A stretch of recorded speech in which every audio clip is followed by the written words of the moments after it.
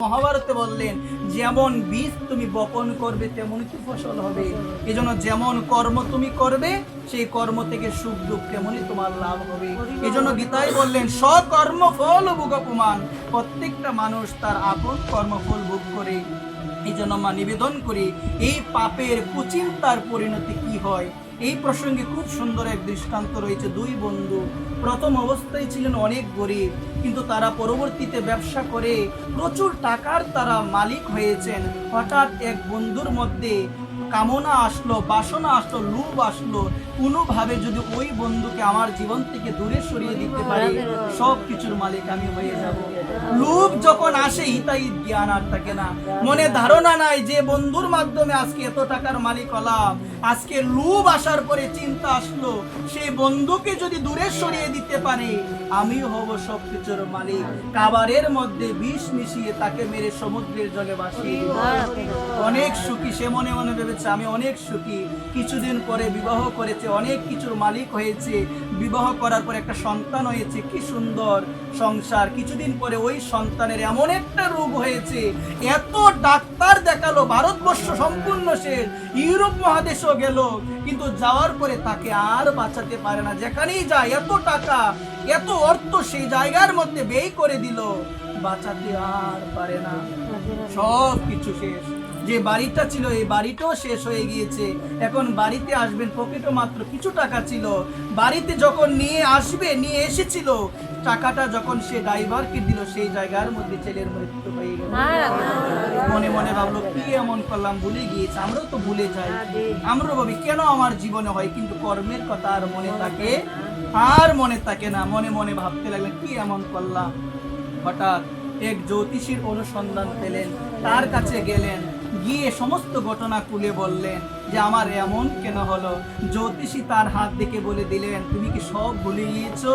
তোমার এক বন্ধু ছিল, সেই বন্ধুর সাহায্য নিয়ে দুই বন্ধু মিলেমিশে অনেক টাকার মালিক হয়েছে। মনে তোমার লোভ এসেছে, কোনোভাবে যদি তাকে সরাতে পারো তুমি হবে সব কিছুর মালিক। এই যে তোমার ছেলেটা, যে ছেলেটা জন্মগ্রহণ করেছে, জন্মগ্রহণ করার পরে এত রূপ, তোমার সমস্ত কিছু নিঃশেষ করে দিয়ে মৃত্যুবরণ করলো, সেই ছেলেটা কেউ নয়, তোমার সেই বন্ধু। একবার পাপের কুচিন্তার পরিণতি কাকে বলে? পাপ যখন হৃদয়ে আসে, হৃদয়ের সুচিন্তা থাকে না, কুচিন্তা। এবং কুচিন্তার পরিণত হলো আমি যেটা করছি সেটাই সঠিক, কিন্তু পরিণামে বুঝবো যেটা করেছি এটার ফল একদিন আমাকে ভোগ করতেই হবে।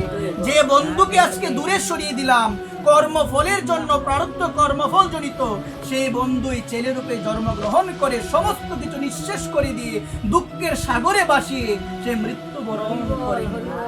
এই জন্য যেমন আপনি করবেন, যেমন কর্ম আপনার দ্বারা হবে, তেমন ফল আপনাকে পেতে হবে। এই জন্য যথার্থ জ্ঞানীজন, বুদ্ধিজন, বুদ্ধিমান ব্যক্তিগণ কর্ম করার আগে কর্মের প্রতিক্রিয়াটা জানে, যে কর্ম করব ভবিষ্যতে তার ফল কি হবে। কারণ আজকের যে সুখ দুঃখ, আজকের যে সুখ এবং দুঃখ, বর্তমানের যে সুখ এবং দুঃখ, এটা হলো অতীতের কর্মের ফল।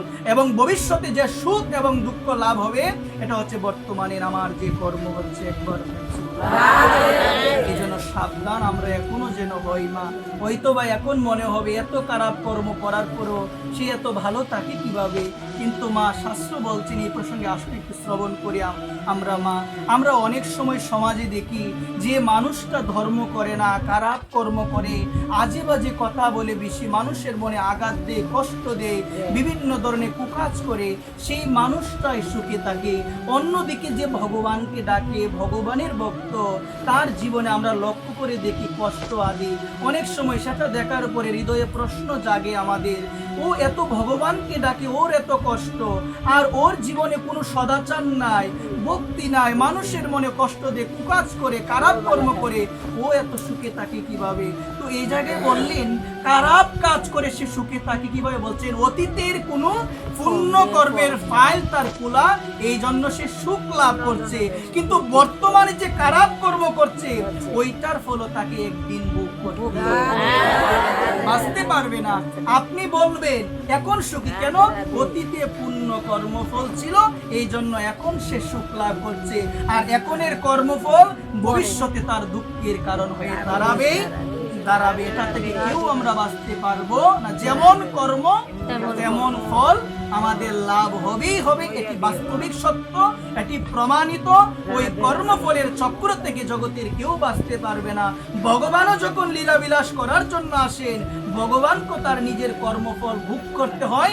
এই জায়গায় ভগবান শিক্ষা দেন, আমিও কর্মফলের অধীন নয়, তাহলে তোমরা কিভাবে হবে? কেউ আমরা হতে পারবো না। এই জন্য এটা আমরা ভুলে যাই, আমরা শুনতে ভালোবাসি, ভুলে যাই। ভুলে যাওয়ার জন্যই মানুষের মনে আঘাত দিই, কষ্ট দিই। মা, আমি বলি কি, আপনার সঙ্গে কেউ খারাপ ব্যবহার করলে হাসি দিয়ে চলে আসবেন মা, এটাই তো বৈষ্ণবের ব্যবহার। বৈষ্ণব কদাপি রাগান্বিত হবেই না। যদিও আমাদের বিভিন্ন কারণে রাগ আসতে পারে মা, নিবেদন করে বলি মা, এগুলো যেন আমরা একটু এখনো যেন আমরা একটু দমন করতে পারি, না হলে ভব নদীর ঘাটে গিয়ে কোনো ফল আমাদের মিলবে? 16 আনা কুড়ি ছাড়া ভব নদী পার হওয়া যায় না।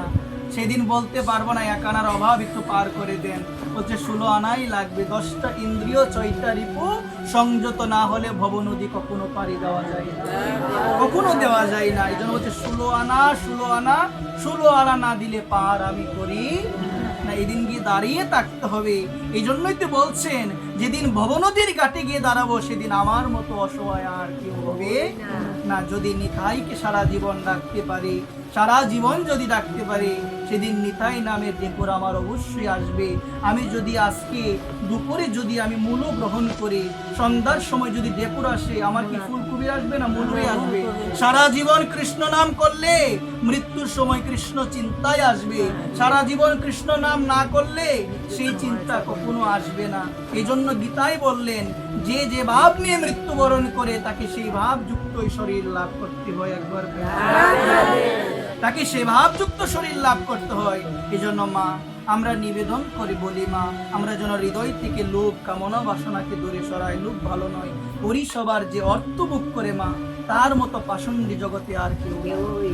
পরিষবার অর্থ যে ভোগ করে, আপনাকে কেউ শ্রদ্ধা করে বৈষ্ণব জ্ঞানী কিছু টাকা দিল, সেই টাকা ভগবানের সেবায় না লাগিয়ে ইন্দ্রিয় তৃপ্তির জন্য ব্যয় করলেন, কুকুর জনিতে জন্ম লাভ হবে, কুকুর জনিতে জন্ম লাভ হবে মা। এই জন্য বললেন সাধু সাবধান, সাধুরাই সাবধান থাকবে মা, অন্য কেউ তো সাবধান থাকবেন। এই জন্য হরিসেবার অর্থ যে ভোগ করে, তার মতো মহাপাষণ্ডী জগৎ সংসারে আর কেউ হতে পারে না। নিবেদন করে বলি, এখনো যে সময় আমাদের আছে, আমরা যেন একটু বোঝার চেষ্টা করি, আমরা যেন একটু হৃদয়ঙ্গম করতে পারি। এই জগৎ সংসারে আমরা এসেছি, বেশি দিন কেউ আমরা থাকতে পারবো না। এজন্য ভগবান আমাদের যে সময়টা দিয়েছেন, যতটুকু আয়ু দিয়েছেন, আমরা সবাই যেন প্রেম ভক্তি সহকারে ভগবানকে ডাকি, রাধারানীকে যেন ডাকি। সুধীবৃন্দ, আর নিবেদন করে আমরা বলবো, সব সময় ভগবানের নাম গুণকীর্তন, রাধারানীর নাম গুণকীর্তন। কখনো কোনো পরিস্থিতিতে আমি যেন আমার রাধারানীকে না ভুলে যাই।